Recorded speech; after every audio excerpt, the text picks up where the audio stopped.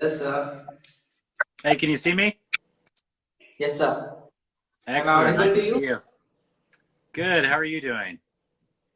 Yeah, I'm fine, sir. Let's see. If the followers join, then we can start with the discussion. That sounds good. Well, it's great to see you. It's been a while, hasn't it? Yes, sir. And congrats on the this year's Vision X Live was a grand success.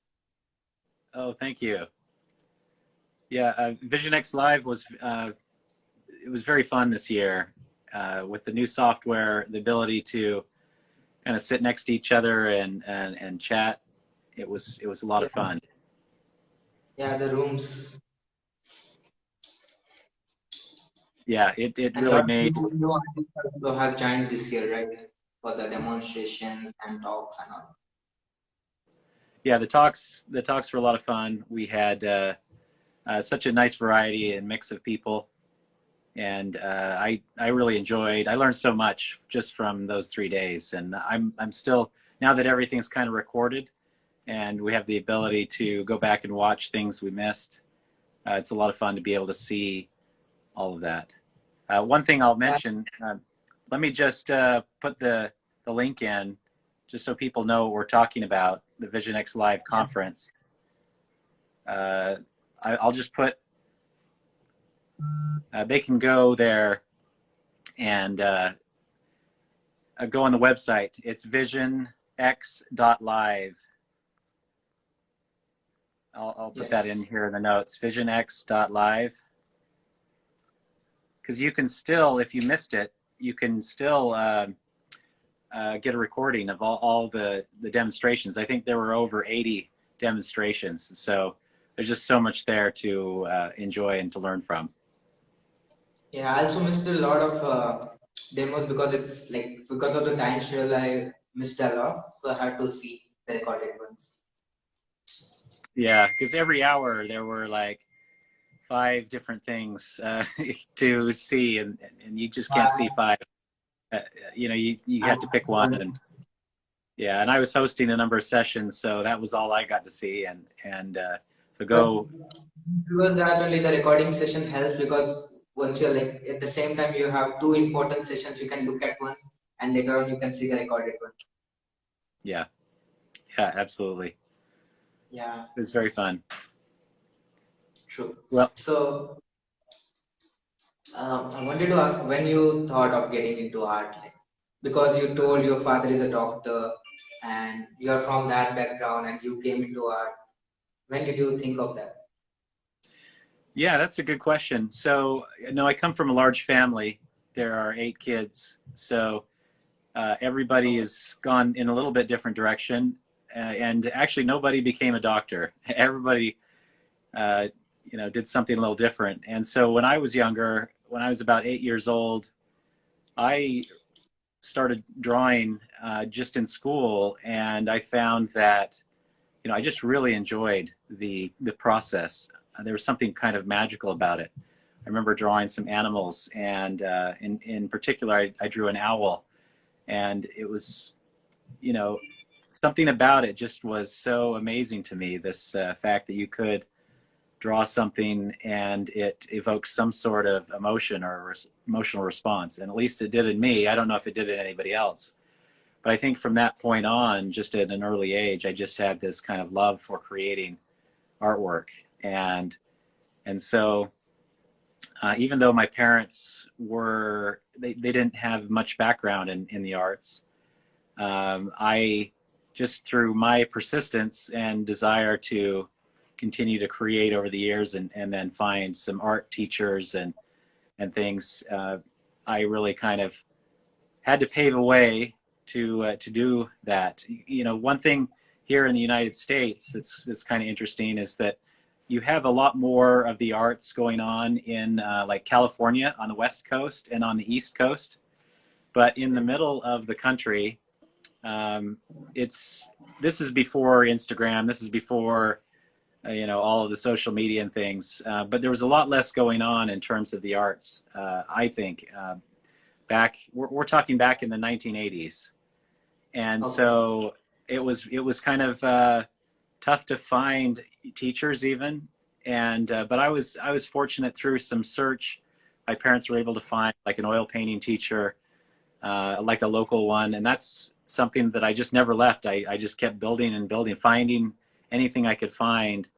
The nice thing today, you know, like for you, you're, you know, a younger painter, and you're able to be exposed to all this great work at a much younger age. You know, the whole world, all the arts that are going on. You can, you know, the fact that we can have this relationship, you know, you in India, me in the United States, it's really awesome that we can be able to do this these days. And so it's a really good time to be alive, to be able to, again, like the Vision X conference, the fact that we can have people from all over the world presenting, that is something that I wish I had when I was younger. But I just had to find these little pieces here and there of somebody that could teach something. But after that, then I went to the university, studied art, Okay.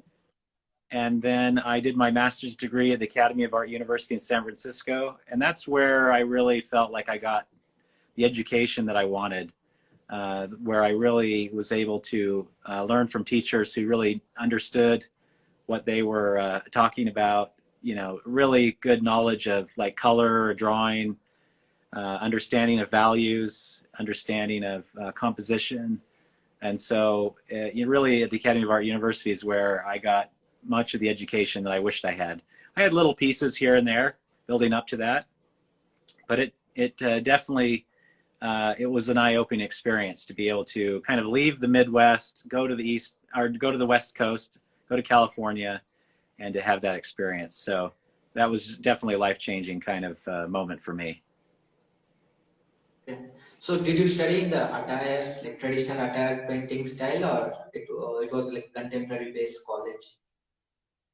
So my undergrad work was very contemporary, where it was very kind of intellectual. And, you know, I experimented with that a little bit, but realized that it wasn't for me. It wasn't what I wanted. They were teaching a whole style and kind of conceptual work that I just was not terribly interested in.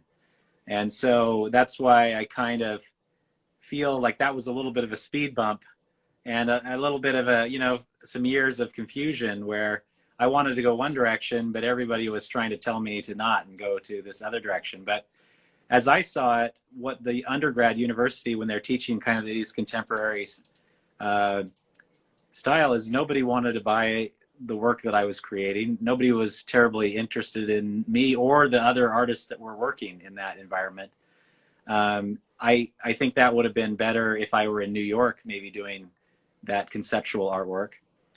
Okay. But I was much more interested in the figurative arts. And so that's why I think I would, after the university classes, I would go off campus and study figure drawing with a group of artists that were interested in that as well. Basically, in spite of what I was learning in the university, I had to go still find other education outside of the university system because of that frustration.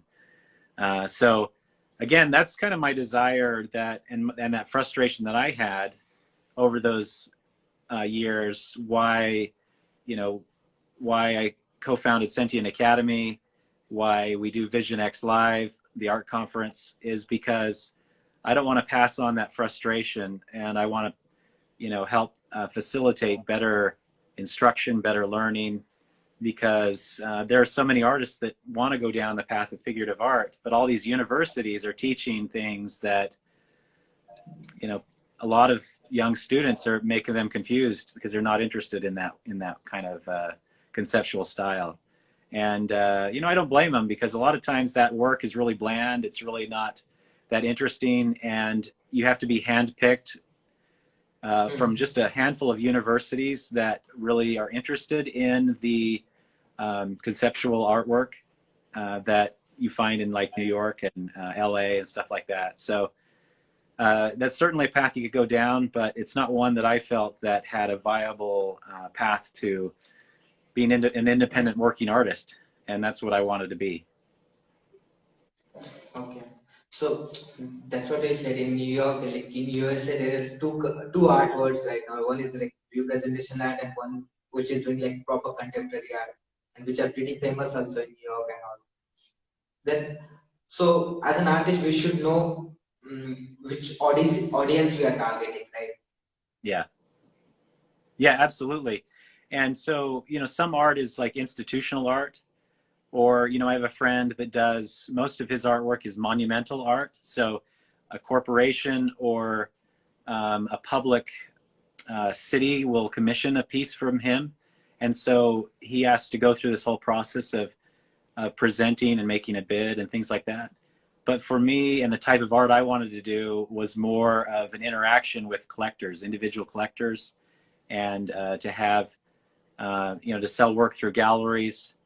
And I just didn't feel like the path or the way that the university, my undergrad university, was teaching was going to get me there. It was going to help me go in that direction. So the artists that I admired way back when were all gallery or artists showing in galleries, and so that's what I wanted to do, and so I needed to study with other artists that were kind of interested in the same sort of thing. Okay. But yeah, So so um, your audience is really important.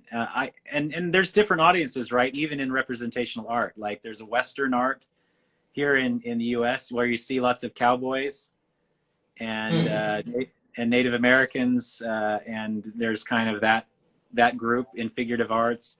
There's also something more that's a little bit more more industrial or more urban arts, also cityscapes and things like that. And that's something I'm more interested in, where I'm yeah, painting more urban scenes and city scenes, stuff like that.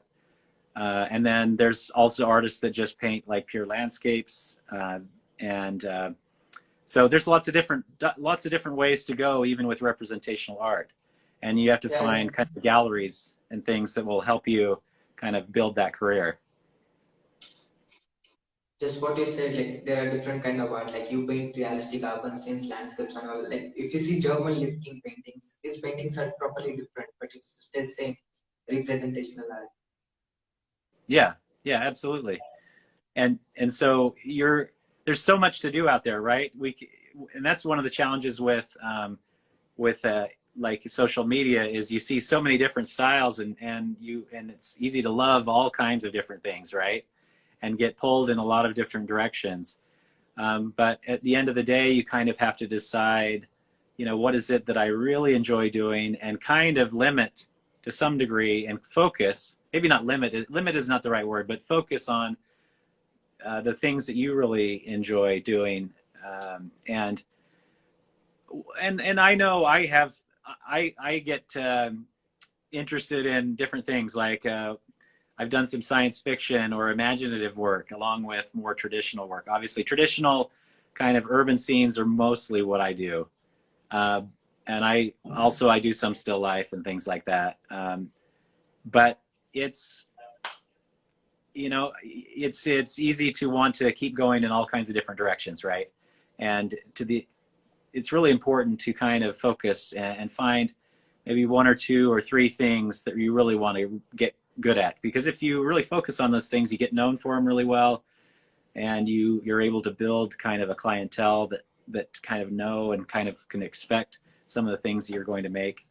And I found that over the years that collectors will come and not only buy one piece from you, but over the years they'll buy maybe one piece from you a year for many years, so they have a big collection after many years. And so if you're always moving around a lot, it's harder for these collectors to kind of continue to buy your work. So yeah, there's a little balance there, right? Yeah. So, sir, like art has been so many years. So right now, if you see, like you told in Instagram, you can see a lot of variety of styles. So if you paint anything, it will be somewhere similar to any artist, like somewhere the style or the concept or the theme. So how to stand out between all of that? Can you tell something about it? So let's see if I understood right. How do you make a decision between all the different No, styles and things? no, Sorry, I did. yeah, I'm asking basically there are a lot of styles in the world right now. Like everyone is painting in their own style. Like Yeah, if I paint something, it will be somewhere similar to any artist in the world. yeah, Somewhere it will be little bit of similarity will be there. So how to stand out between all of them? I'm asking. yeah. No, how do you stand out? That's a great question. Very good question. And yeah, it's there are a couple of things obviously that help to stand out and obviously make good work, right? But what is good work? What does that mean? Um, well, there's a high level of craftsmanship. It's really understanding the fundamentals is really important. Really understanding a deep understanding of how, at least in representational work, how light and shadow function, how composition works.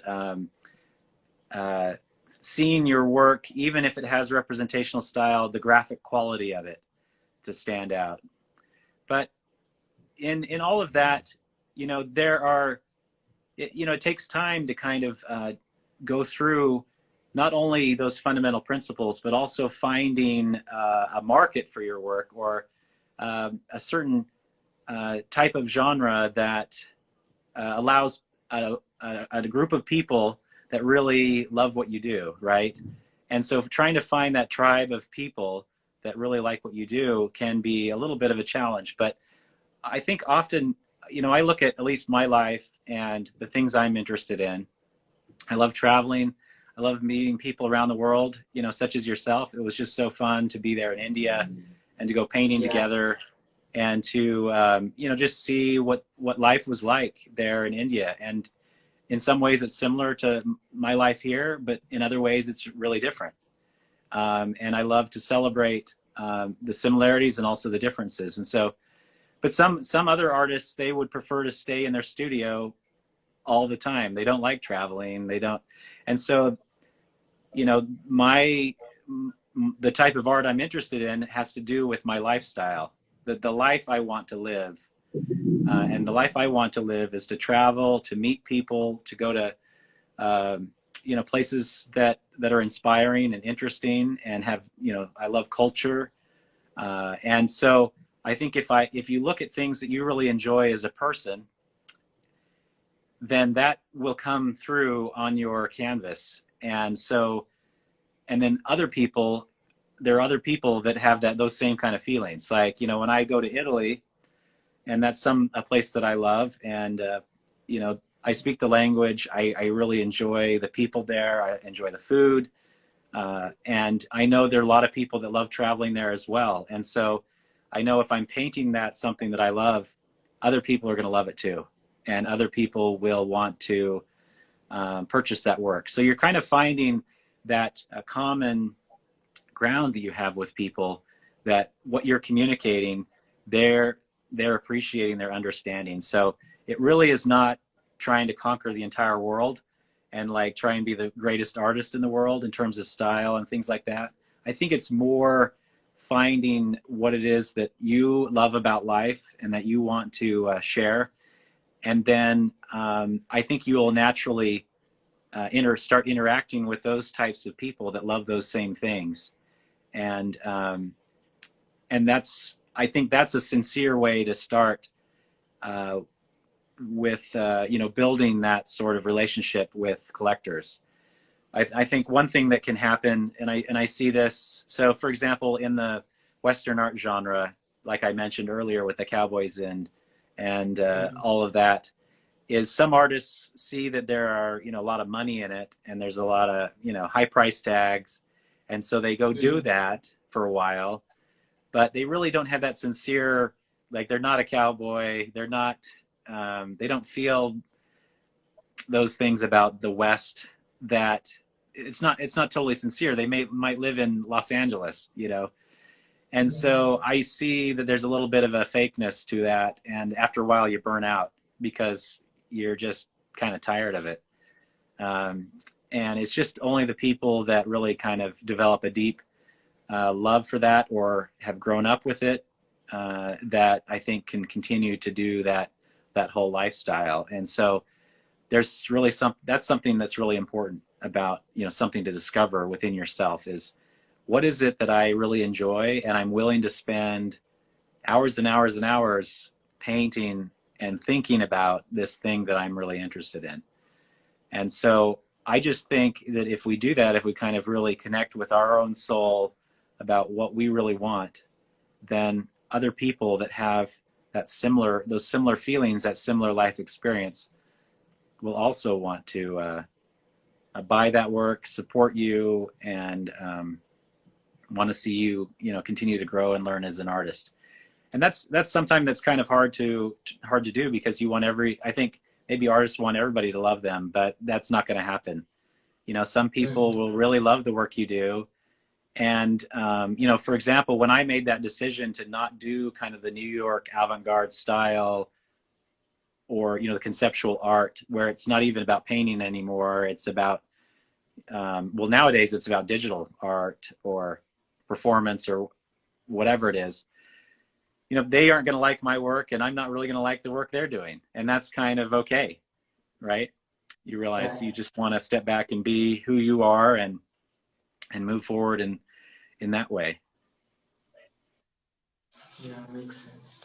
So right now we know like in the world there are a lot of online courses. When did you come up with the idea of Sentient Academy? Like when Okay, it's yeah, good. time, when did you try, well, like we should do it with the Sentient Academy project. Like Yeah, I guess so it started around 2019, September, I guess. yes, that's right. The And beta you version of were, the website. yeah, no, absolutely.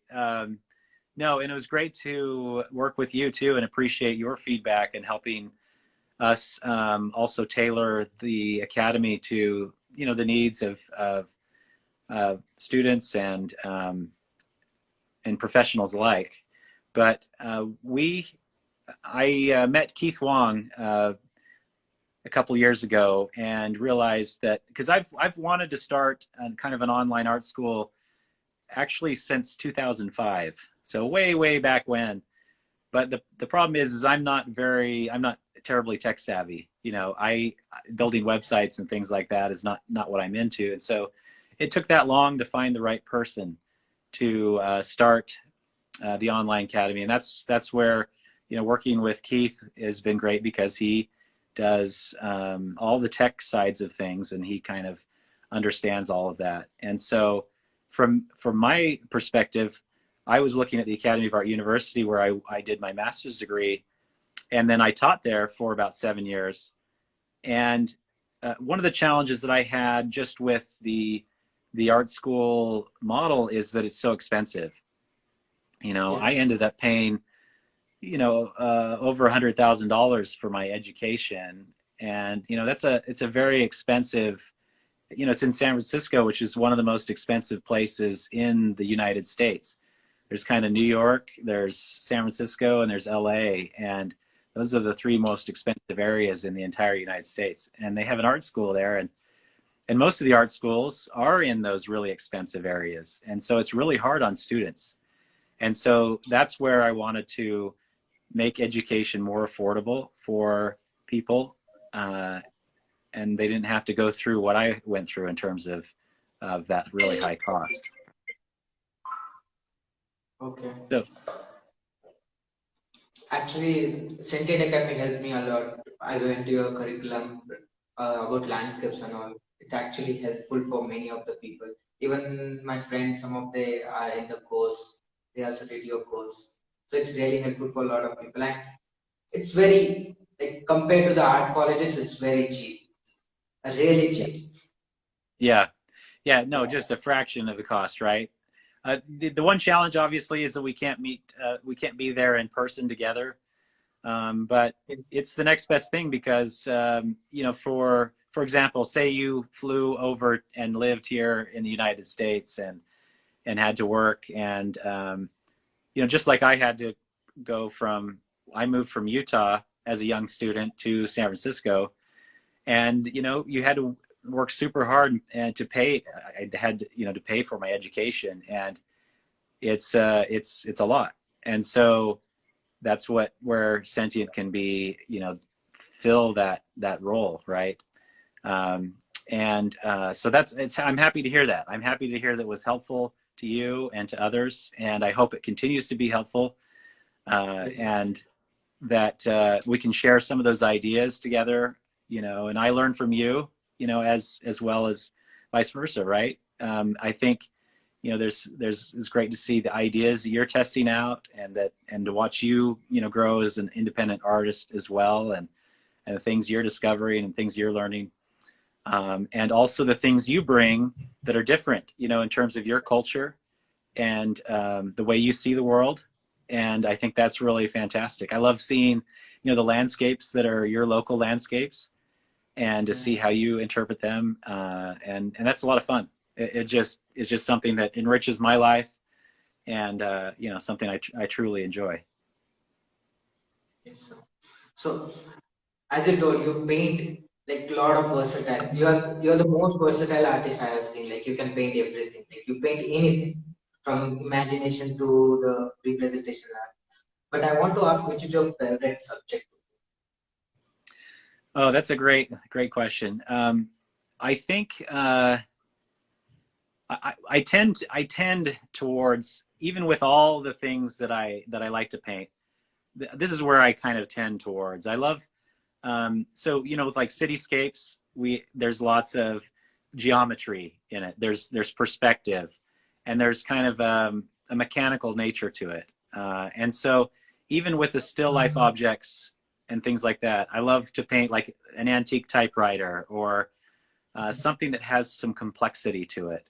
Um, Anything that has this kind of mechanical complexity to it, I think there's something about it for me that is very fascinating, very interesting. So even in like in my imaginative work, I am looking for something that these complicated scenes.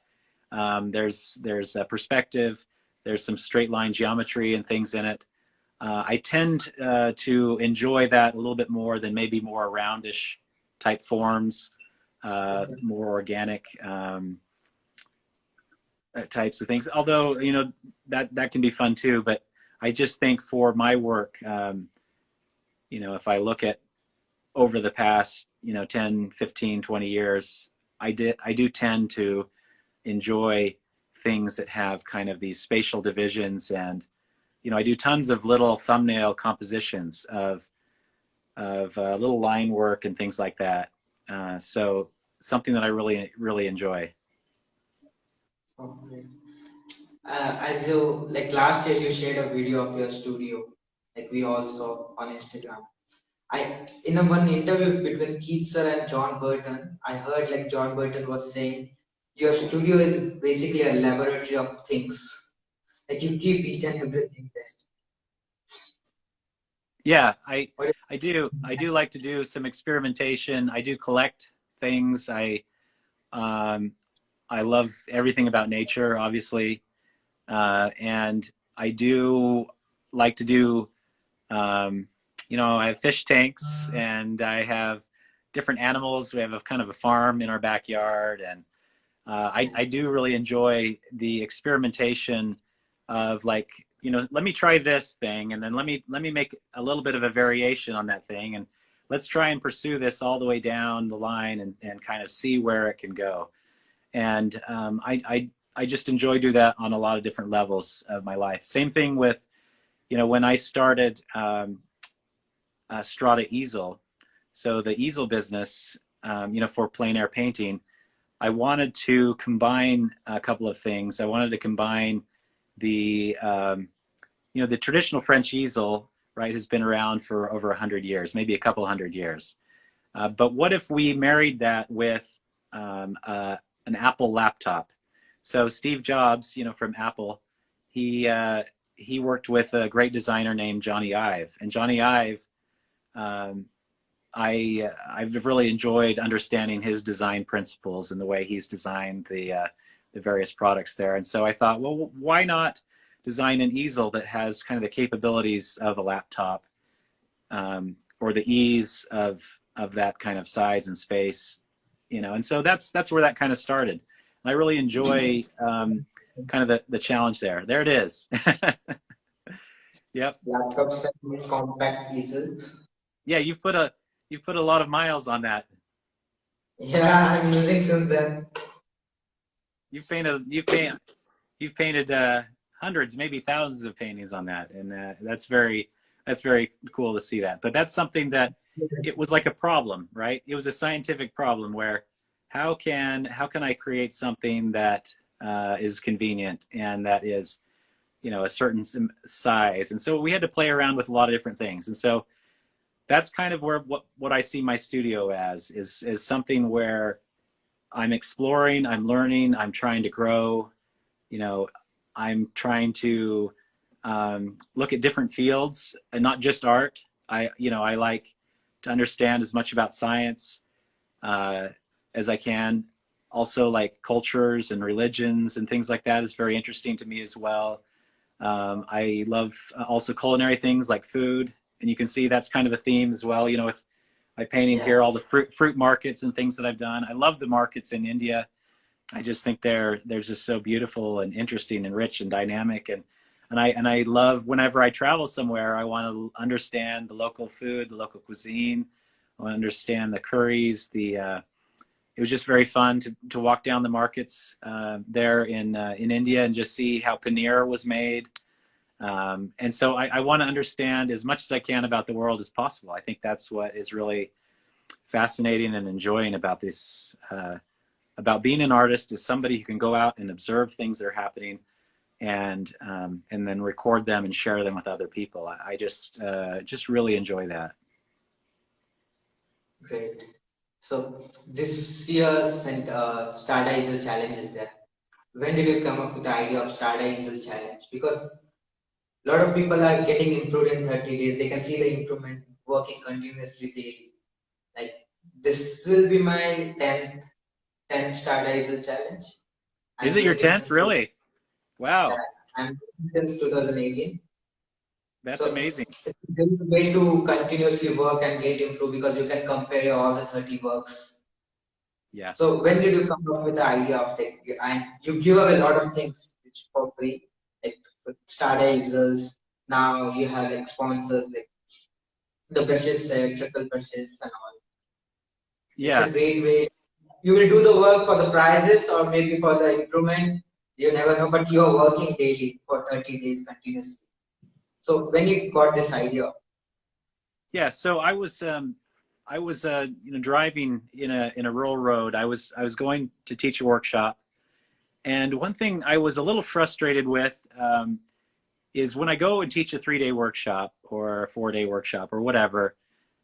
Some artists that have studied with me, I noticed that they would study with me, and then a year later, a year would go by, and they wouldn't have painted a whole lot, or they'd paint sporadically, like maybe a couple days here, and then weeks would go by, and then paint a couple days there, and I basically I didn't see any improvement from one year to the next, and it was really frustrating to me to spend that time, those 3 days, intense 3 days with them, and not see the improvement. And it really, you know, it really hit me that we need to practice daily in order to make that improvement. It has to be a daily practice. I think the same thing like with when I've studied yoga a little bit, partly just because my back, you know, you sit over a painting so much, and my back was, you know, getting really sore, and so through yoga, it's really helped me get my back in a lot better shape,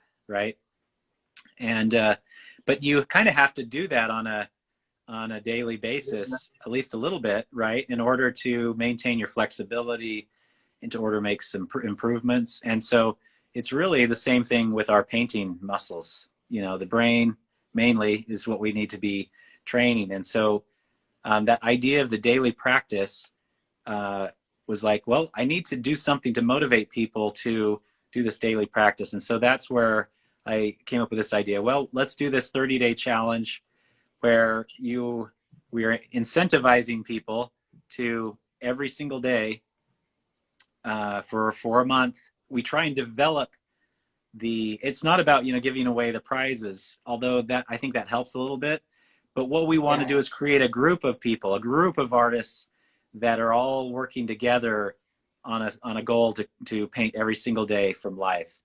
And that's the kind of main criteria that we have.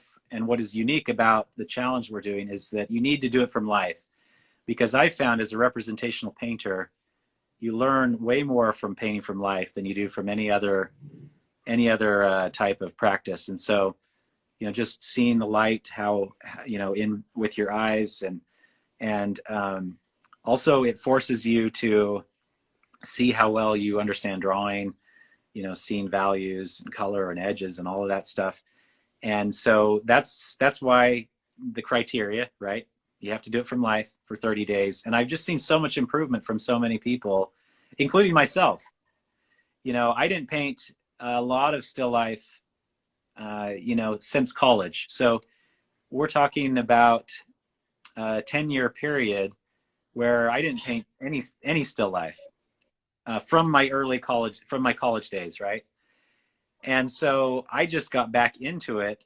And that's why I take the time every time we do the Strata Challenge to paint still life, because that's my time to do it. And I've learned so much from it. And what I've learned too from those skills, I plug them into my landscapes. And so even if I'm not painting fruit up close, or, objects up close, it informs like the paintings that I'm doing to, when I get into these areas where the form needs to turn and understand how the light works, the knowledge of still life helps me in those moments. And so that's why I say, the Strata Challenge has been as helpful for me as it has been, I think, for other people that have really enjoyed it. And it's really good to do it all together. Just like I think I'm more likely to do yoga in a class than I am maybe just by myself. Humans are highly social. We like to be together, and we're more motivated when we are in a group. And so that's the whole point of this. And I just have seen, the Strata Challenge grow quite a bit. We have so many more people that are doing it. And on Facebook, our group, there's a Facebook painting and drawing from life. And it has almost about 10,000 people in it. So, and people aren't just doing it during the Strata Challenge, which we do twice a year. We do it. So it's coming up here in September. And then we do it again in January, kind of as a New Year's resolution. But I think the thing is that by having these kind of periods a couple times during the year, if you're in a funk and you're not painting every day, hopefully this can get you out of it, and you can start, creating again at a higher rate, because that's what it takes. It kind of takes this obsession a little bit, or this daily practice, in order to improve and to get past kind of these blocks that we get. And artist blocks are real things, and they're things where you can get into a little bit of a funk, and you can have a little bit of a hard time, creating in the way that you want to create. So somebody was asking they want to join the challenge. Let me just mention here, if you go to Strata Easel, the account, I'm just going to post it here. That account there will have information on how to join the challenge. So you have to do it through Strata Easel and register. Registration doesn't begin until the 15th, so it's coming up. We register starting on the 15th of August, and then we start September 1st. And so that's where, it rubber hits the road. We all start painting. Yeah, I still remember in 2020 January start. I took a resolution like I'll paint like entire year continuously daily one painting, but I managed to only to paint like 287 days somewhere that daily I was working. Okay. So, Yeah. I mean, but I'm amazed you have a lot of fire, and you have, I'm just, it's really great to see how much artwork you are producing, and how motivated you are. And that's what it takes. It takes that kind of dedication, commitment to do it. And I think that's awesome. Yes. Sorry, the dog was barking a little bit, so I don't know if I fully got your question. Yeah. that much was I just told you like I did like 280 somewhere around like continuously I painted daily. Yeah, and that, I mean, But it's just amazing. Like yeah, you took it then it and was just went also, like crazy long time, and you just it just shows your consistency, right? That you come to work and you do it every day. actually in the lockdown period, I'm telling on a daily basis, but in lockdown daily I was painting like 3 to 4 paintings, small ones, like proper Yeah. small ones because I was out of canvas, out of paint, so I was doing some tiny tiny paints. Actually, I have asked you a question also in the lockdown. I'm running out of white color. What should I do? So you just told just leave a white canvas as it is to use as a white. Oh, sure. You mean like the white background on the canvas, like with no toning the canvas or anything like that? Is that what you mean? No, no, no. I asked you a question in lockdown. I was running out of white color. There was no white oil paint tube with me. So I wanted to do more paintings, but I was not able to do it. So I Oh, asked you, you told us to just for the when you wanted a white space, white color, just use the white canvas blank. oh, So you that's can right. just That's right. Okay. No, okay. Now I know what you're talking about. Yeah. Yeah, totally. So, yeah, that's right. You just keep going no matter what, and yeah, solve the problems as you go. And I think yeah, that just shows dedication. That shows, I remember as a student, I had a painting, and the teacher told me, "Oh, that's beautiful. It looks great." And a big gust of wind came up and blew my painting right over onto the ground into the sand and kind of ruined it. Just right after she said, "Oh, that looks amazing." And anyway, I basically scraped it off. Basically, had to scrape the whole painting, and then I just started again and repainted it again.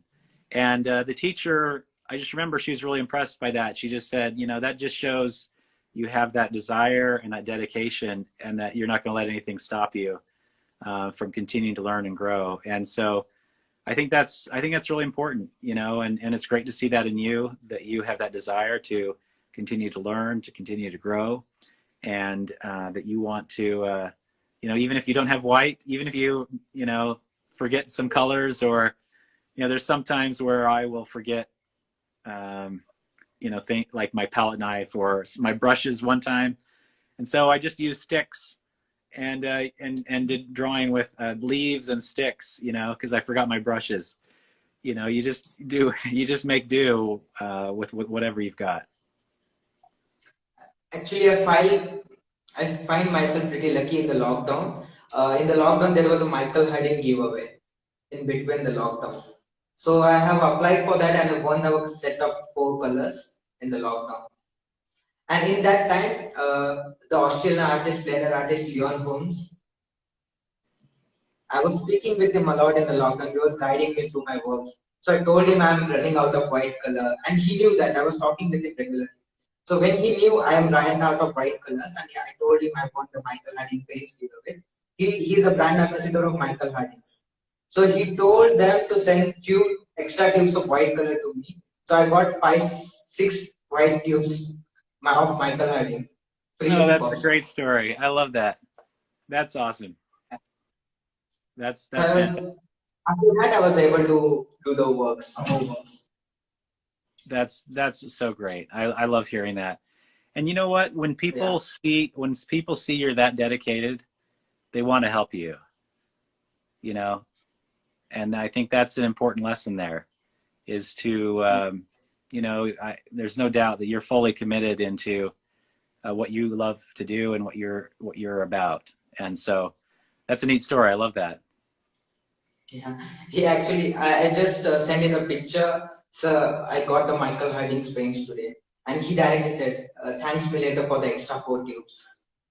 Oh, I was not knowing actually. He told them to send me extra tubes.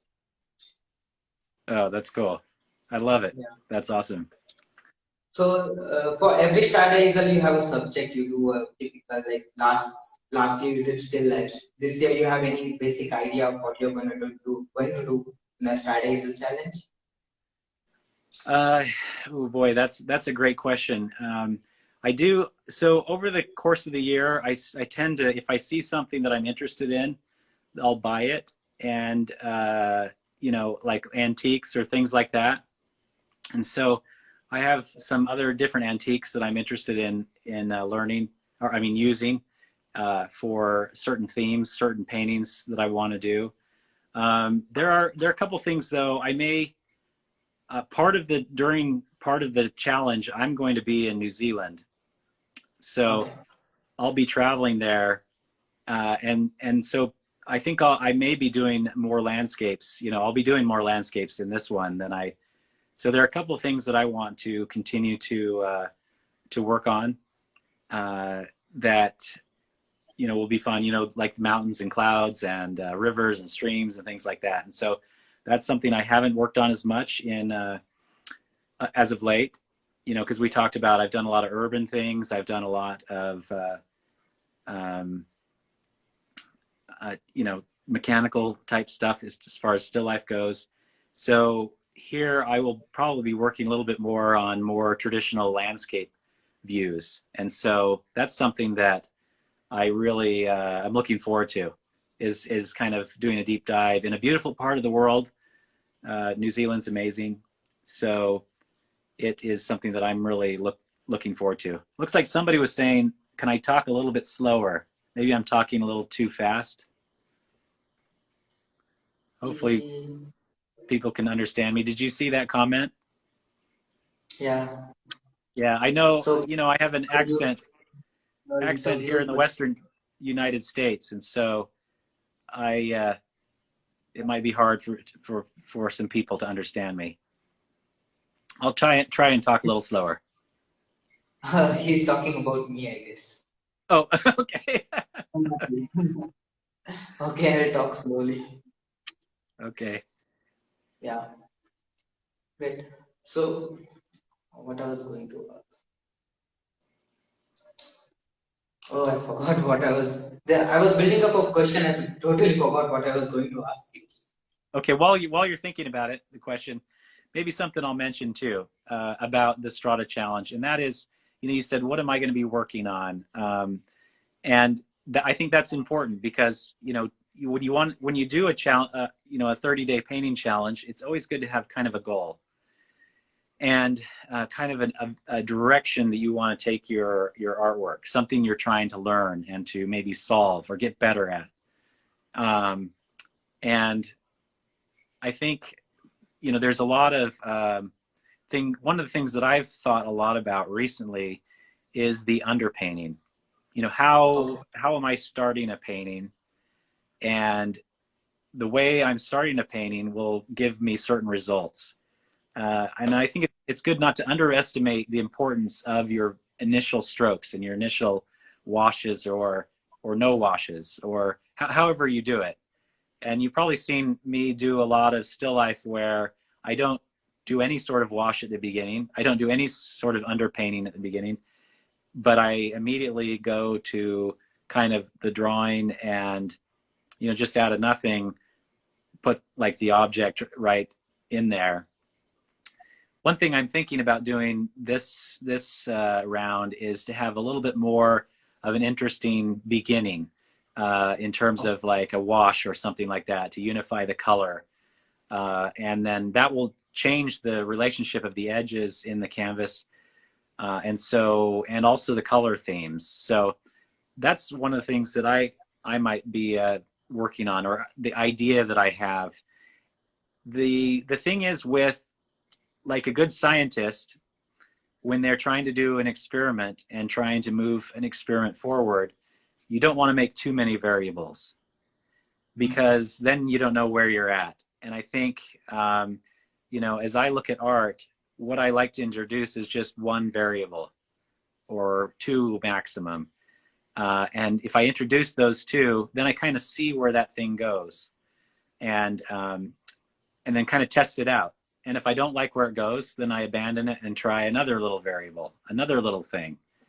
And so that's what I do. Like with the Strata challenges, I kind of have these different little variables. So in past 30-day challenges, I've done, a certain type of lighting where it's the same lighting every single time. And so that's where I'm keeping steady. And the variable is just a different object or a different color palette, something like that. And so that's one of the things that I kind of recommend is don't vary too many things up because then you're a little too confused. Just try one little variation and see where that goes. And then if it's not interesting to you, abandon it after a week, and then try something else. Great. So I remember the question. So you do a lot of oil paintings, but in India, if you are going to do oil painting, you have to take a lot of care because here is the condition is very humid. Your canvas or your painting might get damaged very quickly. You can get fungus also. So what is the tip you can give to protect your works after it dries, basically? But till the painting dries, you have to keep it very safe from the dust or hang it on the wall. But after it dries, what should we do? Great question. Yeah, and I remember you telling me that you had some paintings that actually got mold on them, right? Yeah. Yes. Yeah. So one thing about artwork, we talk about not having it in the sun Mhm. because it fades, but actually a little bit of sunlight, especially when a painting is curing, is actually good for the painting. And I Okay. was reminded by that by Michael Harding, the oil painting company that we've kind of talked about a little bit. And Michael mentioned that sunlight kind of at the beginning as a painting's curing and drying can actually be a good thing for it. And so one of the things to do is to actually expose it to a little bit of sunlight to keep the humidity from causing a problem on it. And if possible, have it in a space that is, you know, and it's hard when you're in a really humid environment.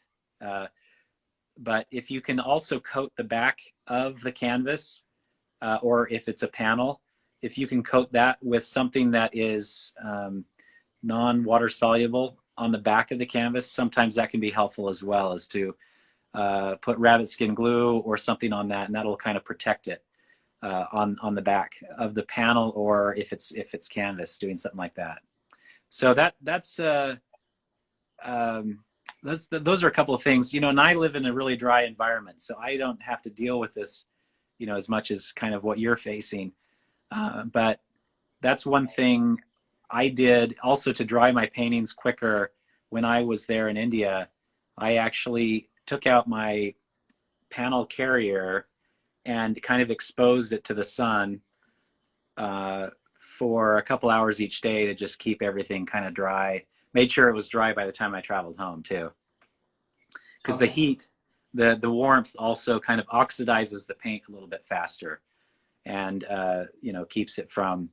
Now you don't want it to go too fast, because then the bond is a little weaker. I know some Mhm. artists will put if they have a car, they will actually put on their dashboard their paintings on there, and that's a little too hot. I mean, it's like an Okay. oven, and so sometimes your panel can also even curl because what's happening on a microscopic level is the fibers are expanding during heat and then contracting when it gets cooler, and then it causes everything to curve. And so you got to be kind of careful with that doesn't get little too hot. Okay. So, as in, we all know, like you are a plein air artist, you do a lot of plein air events and all. So, what are the main important things you can suggest people to carry? Because when I do oil paintings here, people always ask me also question. You do oil painting on location, how do you carry it back?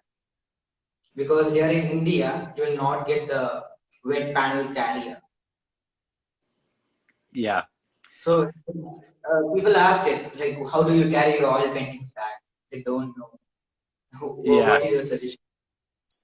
Well, one thing I do, if you don't have a wet panel carrier, I mean, I know you're pretty handy with building things. You could design a panel carrier. One thing I've done while I've traveled is, even like, and I don't know how much pizza there is in India, but pizza boxes are perfect for something like that. Yeah, I'm sure you can find it, but having the pizza boxes are really helpful. But if you're doing something a bit larger, it's a bit tougher. So there are also like here, this type of mast, making a mast like this can be really helpful for holding a wet painting and carrying it around. And so you need some sort of open air carrier for larger works like this. And so this is kind of what I use um, when I go plein air painting and I do something larger. Is I have a you know, a carrier like this where it just basically attaches on the bottom and the top, and there's a post in between where these things can slide up and down. And Okay. that's definitely something that you could make out of wood as well. But really, the pizza box is one of the cheapest ways and one of the easiest ways to carry around your painting. Like when we met in Goa, I saw your Rema's wet panel carriers. You bought around three sets of boxes in different sizes. Yes. After going back and got an idea and I made a make a boxes. Wait, I'll get it. I'll show you. Yeah, I'd love to see it.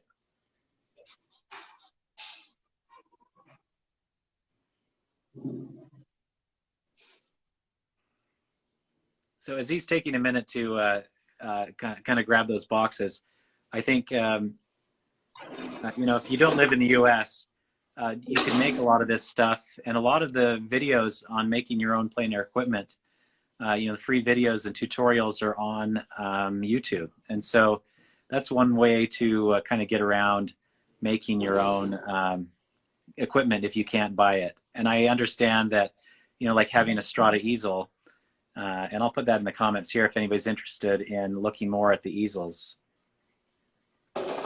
Um, So but this is the box for small works to carry. okay, Usually, I make this is from corrugated plastic sheet. The material which Raymond uses, but it's a little cheaper quality.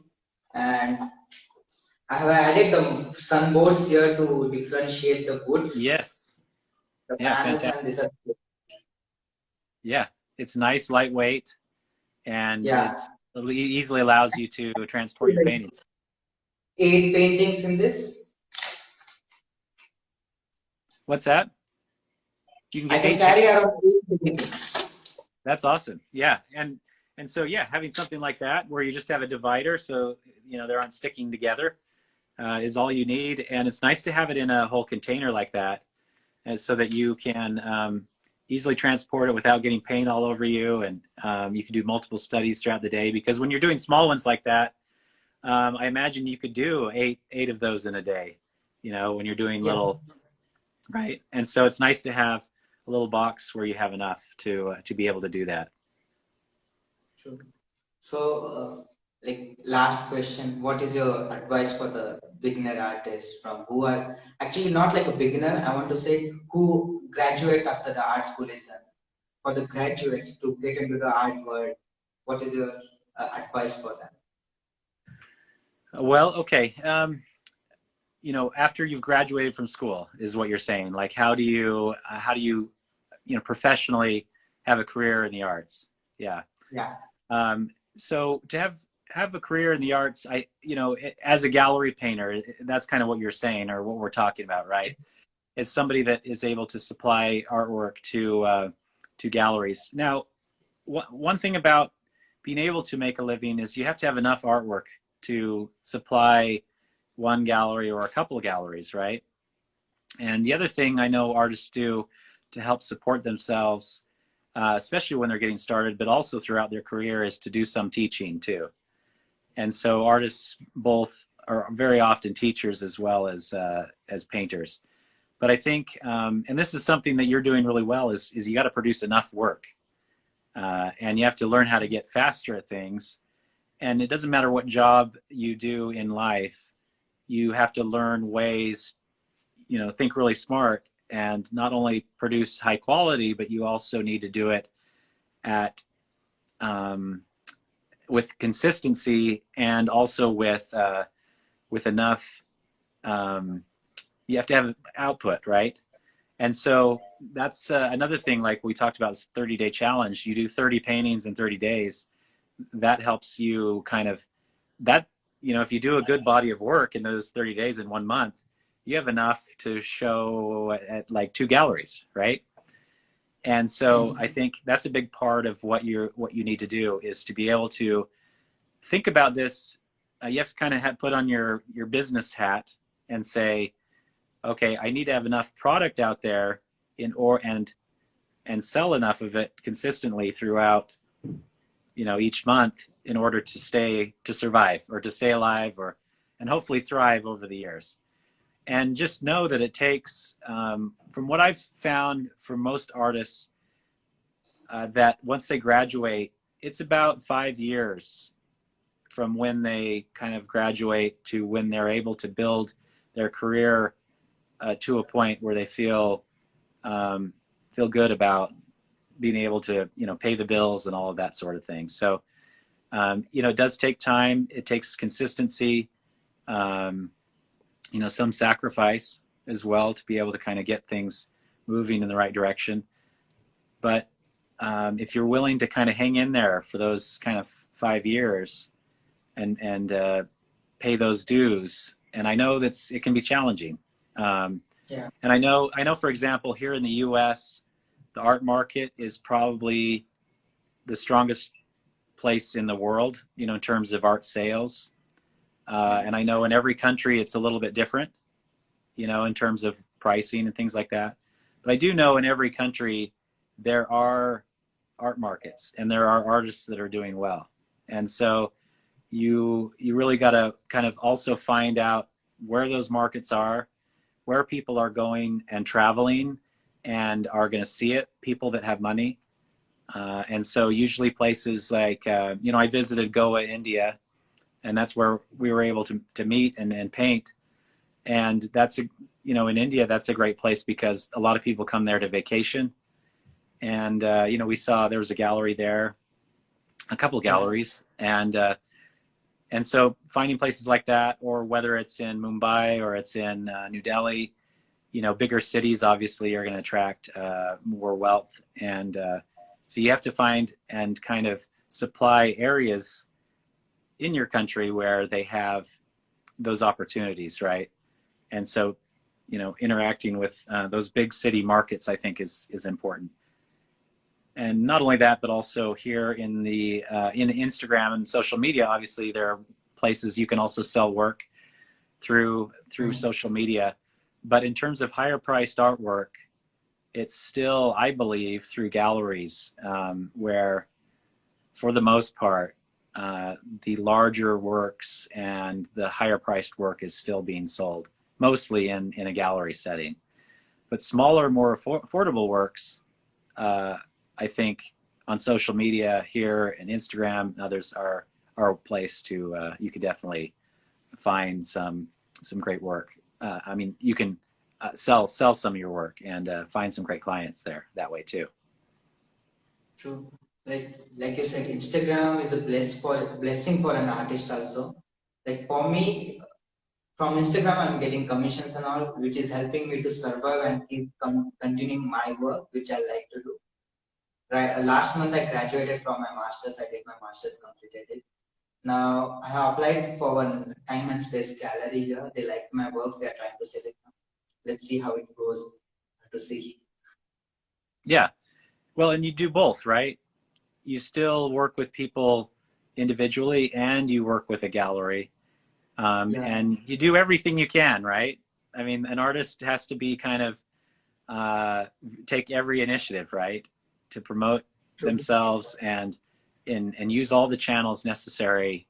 And that's one of the, you have to put a lot of, if you're a fisherman, you put a lot of different poles in the water. You're not just one pole, you put several. And so, especially when you're growing and learning, you don't know where your market is. And it takes some experimentation, some time to kind of develop that and find it.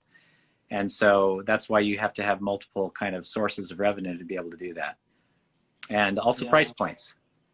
So along with the small paintings that you do, they're easier to sell maybe on social media. You still also are working on the larger stuff that can go in galleries and that it's higher priced. And so you kind of have a mix, right, of the small as well as the large works. But it's important to be doing all of them. But right now I'm doing commission just to get a sustainable income for me to survive here. But I don't want to keep on doing the commissions because those are not my works. I do it for others. Like Yeah. you also do rare, like once in a year you do one commission, which is landscape you posted. Because I guess I've seen a few years back, you posted a greenery landscape and you had a caption of I do rarely commission work like once in a year. Yeah. No, that's true. I don't do that many commissions. I don't seek them out that much, but I did more when I was younger, and you know that was important for me to do that.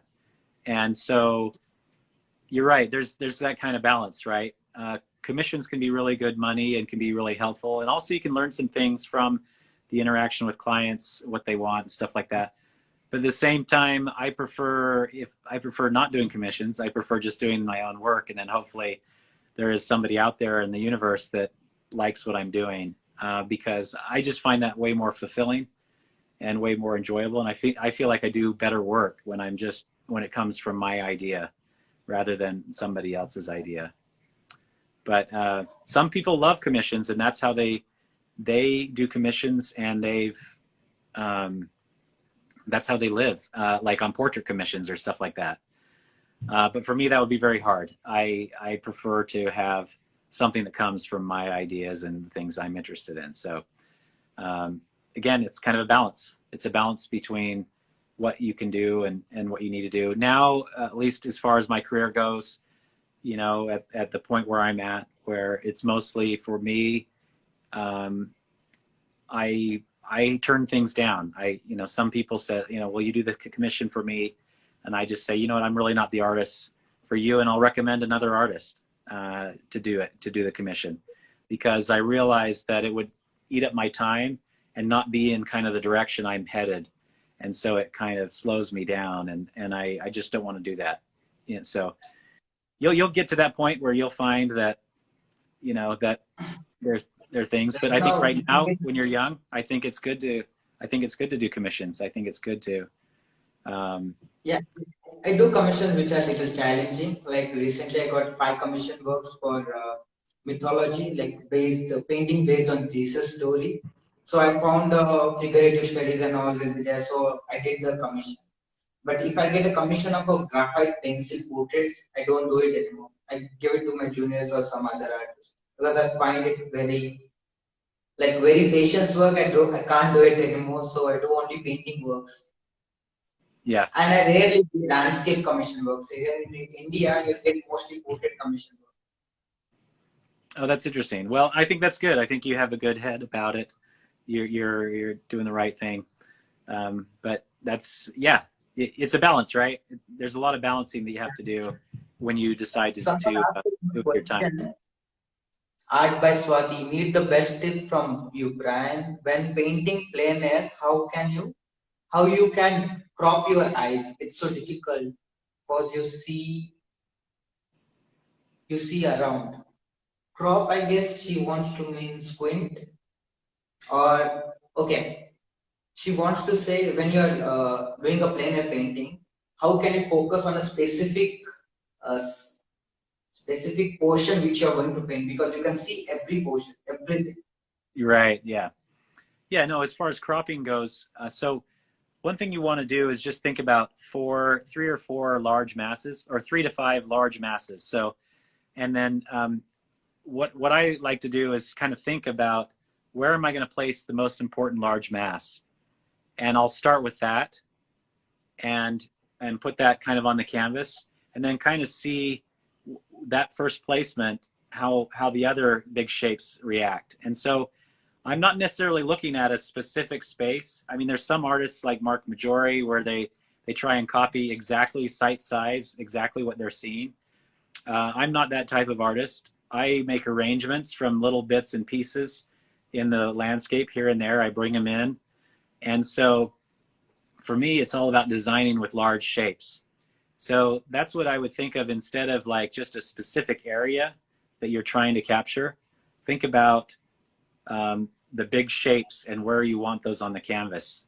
And that, I think, for me, helps composition much better than trying to get some specific sort of area. Now everybody's different, but that's how I approach it, because I'm moving everything around. I'm moving trees taller, shorter, or even a scene like this, with all the fruit. I'm arranging all of the fruit and saying, oh, I want something yellow over here, something green over here, and I want another window. Like all these windows up here are for the most part made up, because I want a window here and I want a window there. I'm just moving things around. And Okay. so I take the idea, this window right here, it was part of the scene in the original reference, but all these other windows are not. And so I'm Oh, arranging, and so I'm constantly arranging stuff. And even in a scene like this, that people might think, oh, he's just painting what he saw. Well, kind of, but I'm also rearranging a bunch of things. Like, I don't know if you can even see it or not, but we can there's say it. parts like this box here Okay. of Which is, fruit that that little, it didn't exist, but I put it in there because I it just needed a shape to break up this strong line at the bottom. So I'm always thinking about kind of the balance of different elements. And so composition is, it's a complex topic, something I discuss at in my course on Sentient Academy. And I'll just mention that here. If you go yeah. to that account, you can see Sentient Academy, and I have a course, kind of a complete course on landscape and kind of cityscape painting. And you can see kind of how I approach composition that way. So, Yeah. a good Guys, question. do take the course. It is really helpful for beginner artists, especially. So, any plans of visiting India again? Well, as soon as I would love to. And I can't believe. So I came right a couple months before the pandemic started. So I'm so Yeah. glad that at least I was able to come at that time, and I am hoping sometime in the future. Obviously, when we feel like the pandemic is a little bit, or you know, at least the virus is in not as bad shape, I would love to come back. So hopefully in the next couple of years, I'd love to be able to come back. Okay. We can go on a plane or painting again. That'd be very fun. I'd Yes. love that. So, thank you for joining, sir, for your time and for your knowledge, which you shared with us. Yeah, it's been my pleasure. And Pritesh, it's been so glad we had that chance to a couple of years back to go painting. It's been fun to watch your career and watch you grow as an artist. So appreciate this opportunity to talk to you. Thank you, sir. Yes, sir. Have a good day, sir. All right, you too. We'll see you. Bye. Bye. Bye.